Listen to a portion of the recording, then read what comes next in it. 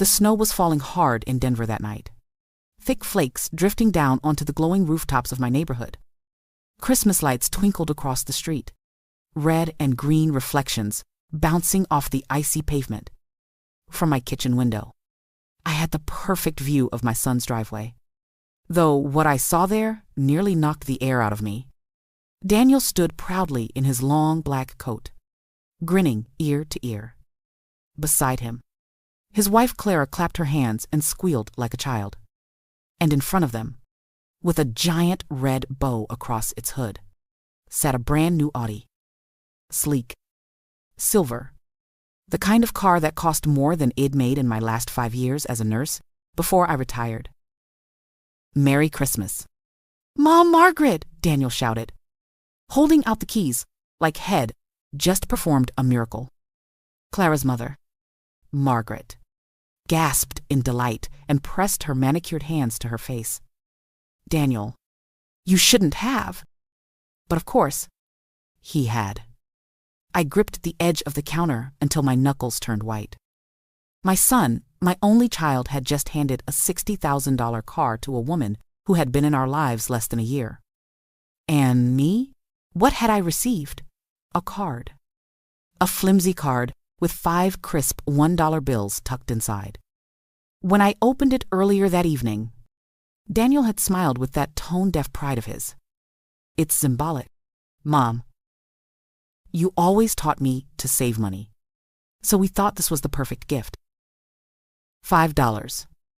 $5 after 36 years of raising him, of working double shifts in the ER so he could go to college, of using my late husband's pension to help him with his down payment, of standing alone at his wedding reception after cooking half the food myself.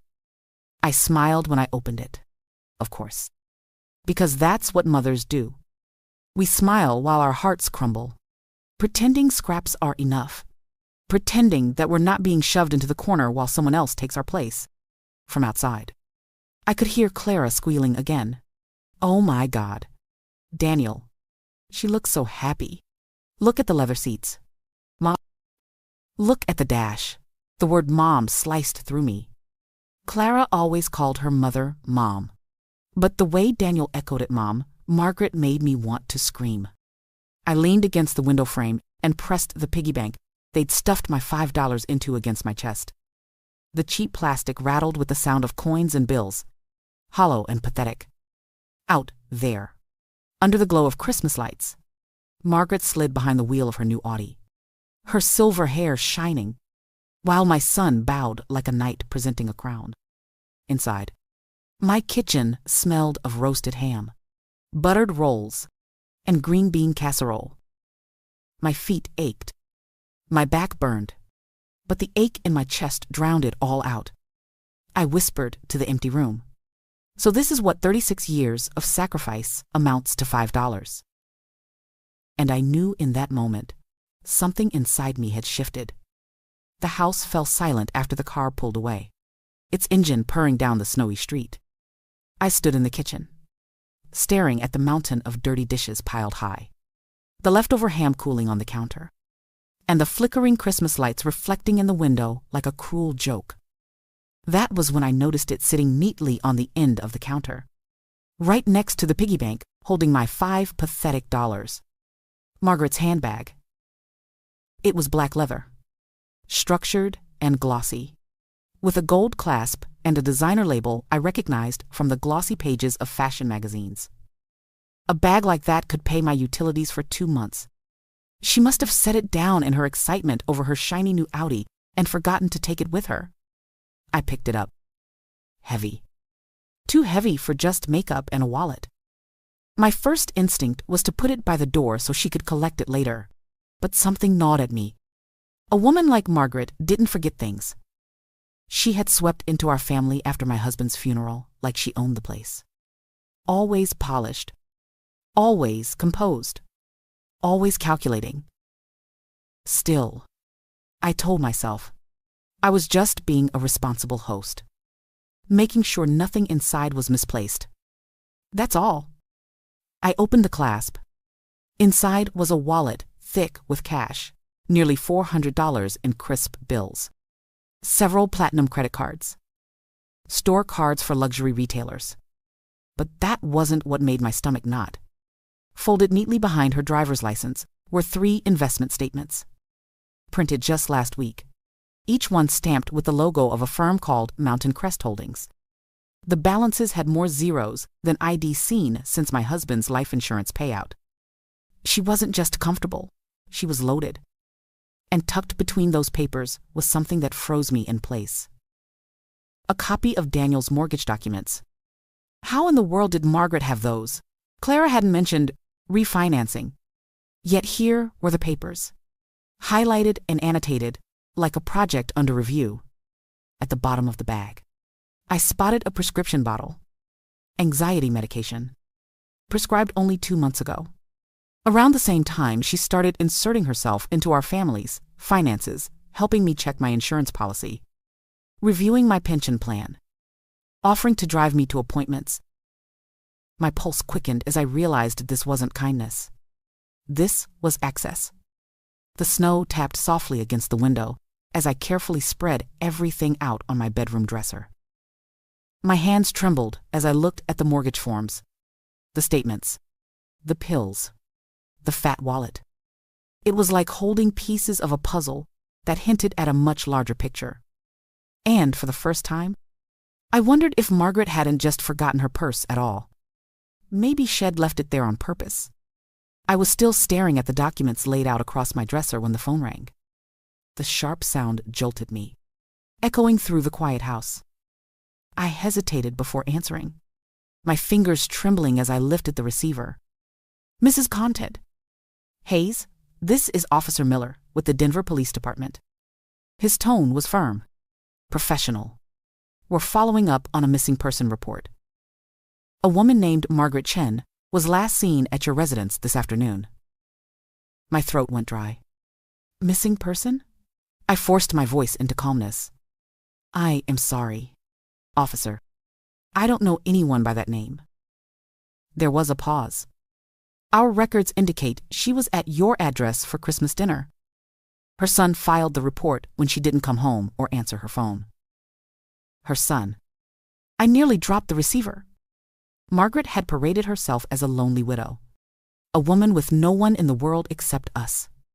Yet somewhere out there, she had a son, one who cared enough to call the police when she didn't check in. Well, yes, we did have dinner, I admitted carefully. But she left with my son and daughter-in-law a few hours ago. They took her out to drive her new car. A new car? Officer Miller asked. Surprised. Yes, an Audi. My son gave it to her today as a Christmas present. I let the absurdity of that sink in for both of us. When I hung up, my hand shook. Margaret had a son, and he hadn't just filed a report, had left 23 missed calls on her phone. All from a name that now glared up at me from the glowing screen, Victor Chen. Message after message lit up. Mom, where are you? Please call me back. The police are looking for you. I am worried. I sat down heavily in my late husband's recliner, my chest tightening. My own son had barely glanced back when he left me alone in this house. Meanwhile, Margaret had a child who panicked after just a few hours without hearing from her. Driven by a mix of dread and curiosity, I opened her phone's photo gallery. At first, the images seemed harmless. Margaret smiling between Daniel and Clara at our Labor Day cookout. Margaret cutting cake at Clara's birthday. Margaret clinking glasses at Thanksgiving. But then I scrolled further. Screenshots of property records. Photos of my marriage license. My husband's death certificate. And then the photo that made my stomach drop my Social Security card. I kept that locked in a jewelry box upstairs. She had no business even knowing where it was. A cold realization spread through me. Margaret wasn't just playing stepmother. She had been documenting my life, piece by piece, for months. And now I needed to know why. I barely slept that night. The documents, the photos, the frantic messages from Victor Chen, all of it swirled in my head like a storm that wouldn't break. By dawn, it brewed a pot of coffee and sat at the kitchen table with Margaret's purse open in front of me. Every item catalogued like evidence. Curiosity burned hotter than fear. Who exactly was Margaret Chen? I powered up my old laptop and began searching. It didn't take long. A few keystrokes later, I found Victor Chen's professional profile. He wasn't just any lawyer. He specialized in elder fraud cases, prosecuting people who tricked seniors into giving away their assets. Irony so thick I could choke on it. The woman parading as a lonely widow had raised a man who spent his career putting con artists behind bars. So why was she here, inserting herself into my family, eyeing my home, photographing my documents? The next breadcrumb came from a public records database. My address, typed in casually, brought up something that made my blood run cold. An appraisal, dated 3 months earlier. Value, $520,000. The requester? Daniel Hayes. My son. I pushed my chair back, heart pounding. Why would Daniel order an appraisal on my home without telling me? I called the company, slipping into my sweetest grandmotherly voice. Hello. This is Eleanor Hayes on Maple Drive. I think I misplaced some paperwork about an appraisal done in October. Could you remind me who authorized it? A woman on the other end tapped her keyboard. Yes. Mrs. Hayes. Ordered by Daniel Hayes for estate planning purposes. He was listed as your power of attorney. My fingers tightened around the phone. Power of attorney? Yes. Ma'am.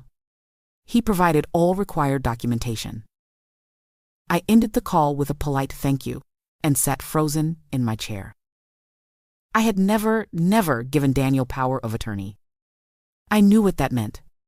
Whoever filed those documents had forged my signature. Shaking, I drove straight to my lawyer's office. Margaret O'Donnell had handled my husband's will years ago. If anything official existed, she would know. When I explained, Margaret's expression grew grim. Eleanor, I never prepared any power of attorney for you. You told me explicitly you wanted to keep control of your affairs. She turned her screen toward me. But 3 weeks ago, someone filed this. I stared at the digital copy. My name, my supposed signature, a notary stamp, only it wasn't mine. The loop of the Y in Hayes was wrong. My dots were never circles. It was a clever forgery, but not clever enough. And now I knew. Margaret Chen wasn't circling me by accident. She was moving in for the kill. By the time Daniel and Clara showed up at my door 2 days later, I was ready. They came dressed like they were heading to a meeting, not visiting family. Daniel in his stiff gray suit, Clara in a pencil skirt and silk blouse, her hair perfectly smoothed into a bun. They sat across from me at my kitchen table as if we were strangers negotiating a contract. Mom, Daniel began, his tone measured.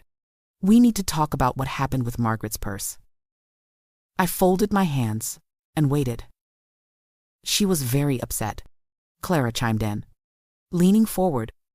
She feels like you violated her privacy. She trusted you, and you went through her things. I let out a small laugh. Privacy? She left her purse on my counter. What was I supposed to do? Ignore it? For all I knew, her medication needed refrigeration. Daniel's jaw tightened. That's not the point. The point is, you asked her some very uncomfortable questions about her finances and her son. You made her feel interrogated. I simply asked where her son lived, I replied. Apparently, the police already knew. They called me when he reported her missing. That made them both flinch. Clara's eyes flicked toward Daniel, who cleared his throat.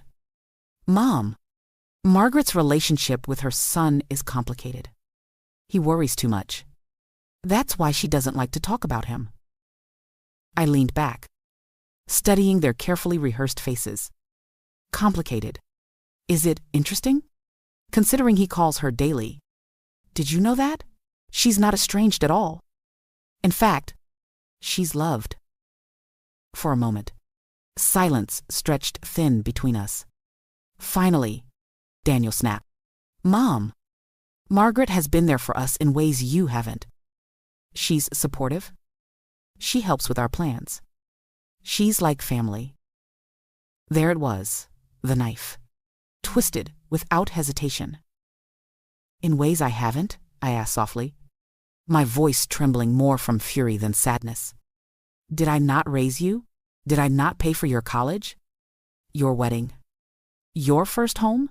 And now you want to tell me a woman who's been around 8 months deserves a $60,000 car while I get $5 in a piggy bank? Clara's face flushed, but Daniel pressed on. The gift was symbolic. You always said saving mattered. Yes, I said coldly, but I never said my worth was $5. I stood and walked to the window, my hands gripping the frame. Tell me, Daniel, how did you afford that Audi? Was it from your promotion, the one your company never confirmed? Daniel froze. Clara's hand went straight to her wedding ring, a tell I recognized. And in that silence, the truth began to leak through their polished lies. 2 mornings later, the phone rang just after I poured my first cup of coffee. Margaret's voice came through the line, sweet as honey, as if nothing had happened. Eleanor, dear, I hope you're feeling better. I was thinking maybe we should talk just the two of us. Woman to woman. Her tone was smooth, rehearsed. I almost laughed. She wasn't calling out of concern. She was calling to gauge how much I knew. Of course, I said lightly. Why don't you come over this afternoon? There was a pause before she answered. Actually, I thought perhaps somewhere neutral. That little cafe downtown at 2 o'clock. Wouldn't that be nice? Neutral. A place where she could control the setting. Perfect, I told her. I'll see you then. The cafe smelled of espresso and cinnamon when I walked in. Margaret was already there, positioned at a corner table with her back to the wall, giving her a clear view of the entire room. She stood to greet me, dressed in an expensive silk blouse, her silver hair gleaming under the warm lights. Darling, you look lovely, she said, kissing the air near my cheek. I am so glad we're doing this. We made small talk at first about the weather, about Daniel's generosity, about her wonderful new car. But then her expression shifted, her voice dropping into that careful, persuasive register. Eleanor, I know the holidays can bring up feelings. I want you to understand. Daniel and Clara are just worried. And so am I. You've worked so hard. But have you thought about your future? About how to make your assets truly work for you? I tilted my head. My assets? She leaned closer, lowering her voice as if sharing a secret. Your house, for example, it's worth so much, just sitting there. You could sell it to an investment group I work with, then lease it back at a very manageable rate. That would free up hundreds of thousands of dollars. Money you could invest in tax-advantaged strategies. Money that would grow instead of gather dust in bricks and mortar. I widened my eyes like a naive widow. Sell my house and rent it back? Is that legal? Completely legal when done properly, she assured me, squeezing my hand.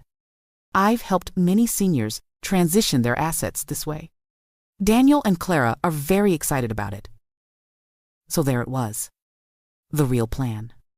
Hand my house to her mysterious group and pay them to let me stay. I smiled sweetly, hiding the recorder running inside my purse. Well, Margaret, that's certainly a lot to think about. Her eyes gleamed. Don't think too long, dear. Opportunities like this don't last forever. I left the cafe with a calm smile, but inside I was shaking with fury. She had just confessed to everything. That night, I called Daniel and Clara over. I told them to come alone. No, Margaret. No excuses. They arrived looking wary, as if they expected another lecture. Clara's eyes were puffy from crying. Daniel looked like he hadn't slept in days. I led them into the living room, where the coffee table was covered with papers I had been working on all afternoon. Not Margaret's papers, my own. Fake bank statements. Fabricated investment reports. A stack of documents that painted me as wealthier than I really was. Daniel frowned. Mom, what is all this? I met his gaze. Evident. And bait. Clara shifted uneasily. Bait for what? For Margaret, I said. She's running a con. And you two have been pawns. Maybe willing pawns. But pawns all the same. She's been grooming you. Just like she tried to groom me. But now, we're going to turn the tables. Daniel's face flushed. Mom, you don't understand. Oh, I understand perfectly. I cut him off. I understand that you and Clara are drowning in debt. I understand that Margaret dangled a lifeline and told you to prove your loyalty by buying her that Audi. And I understand that you've been too desperate to see the truth. She doesn't want to help you. She wants to strip this family bare. Clara pressed her hands together, whispering, God, I knew it. I felt it, but I didn't want to admit it. I softened my tone. Listen to me. You're not the first people she's done this to. And unless we stop her, you won't be the last. But stopping her means playing smarter than she expects. That's where these come in. I pushed the fake bank statements toward them. Numbers inflated to suggest I was worth nearly $2 million. Daniel's eyes widened. Mom, you don't have that kind of money. Exactly, I said. But Margaret doesn't know that. She thinks she's dealing with a foolish old woman, too sentimental to guard her fortune. We're going to let her believe it. She'll get greedy. And when she does, she'll slip. And when she slips, I'll have everything recorded. Clara glanced at the recorder on the table. Realization dawning. You've already started, haven't you? I smiled. Every conversation since Christmas. Every suggestion. Every lie. By the time we're finished, Margaret won't just be exposed, she'll be finished. Daniel swallowed hard. Mom, are you sure about this? I leaned forward, my voice steady. I've never been more sure of anything in my life. And for the first time in months, I saw it in their eyes, not pity, not doubt, hope. Friday afternoon, the three of us walked into Margaret's condo like lambs to slaughter. But this time, the slaughter wasn't ours. Her living room looked more like a boardroom than a home charts on easels. Binders on the coffee table. Fresh flowers arranged like props. She greeted us in a silk blouse. Diamonds flashing at her wrists. Eleanor, darling, she said, her voice dripping with triumph. I am thrilled you've decided to move forward. You won't regret this. I smiled warmly, lowering myself into a chair that felt like sitting on cold stone. Before we begin, I'd like to meet your investment partners. You know me. Old-fashioned. I prefer to look someone in the eye before I sign my life away. Her smile faltered for a second before she smoothed it over. Oh, they were called away on urgent business with another client. But not to worry, I have all their credentials here. She slid a glossy folder toward me. I tapped it but didn't open it. Interesting. But I've had my accountant look into my assets. Turns out I am sitting on close to $2 million. I pulled out the fake bank statements and laid them across her coffee table. Her eyes nearly popped out of her head. She snatched up the papers, scanning the numbers, her breathing quickening. My goodness, Eleanor, I had no idea you were in such a strong position. With funds like these, we could expand into far more aggressive strategies, international markets, offshore accounts. You'd be making returns beyond your wildest dreams. Offshore? I asked, blinking innocently. Completely legal, she assured me quickly, when structured properly. Of course. Daniel shifted uncomfortably in his chair, playing his part. Mom, maybe this is too much. No. Margaret cut in, eager, almost frantic. This is the perfect time.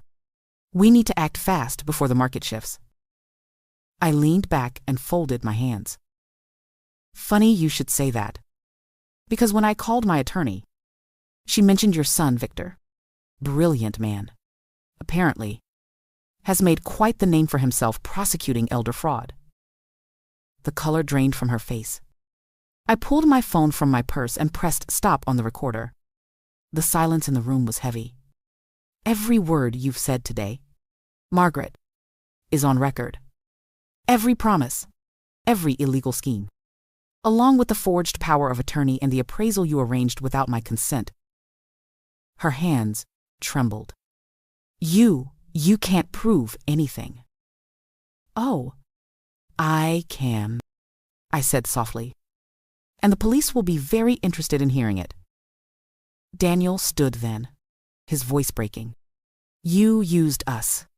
Margaret, you used all of us. Clara's eyes were wet with fury. And you nearly destroyed this family. For the first time, Margaret's mask cracked completely.